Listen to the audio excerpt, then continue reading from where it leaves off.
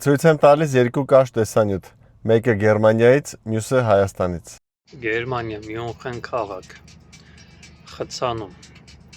ոչ մեկ շուստրացած չի գալի մեջտեղի գծով անցնելու, պահել են շտապ օգնության ոստիկանության համար։ Սա Սևանից Դիլիջան տանող մայրուղին է, Ծովագյուղ ֆուդկորտի մոտ։ Մեքենաների հոսքը դանդաղ է,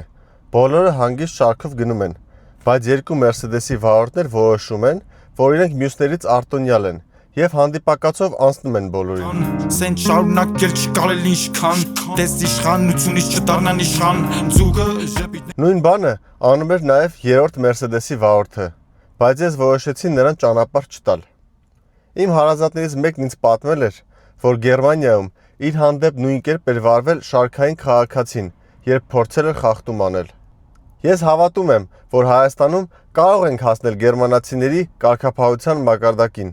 Դրա համար ուղղակի պետք է օրինապահ քաղաքացիներով թույլ չտանք, որ ոմանք մեր բարեկրթությունը և օրինապաշտությունը չարաշահեն և հերթ կանգնողներին վերաբերվեն որպես միամիտների։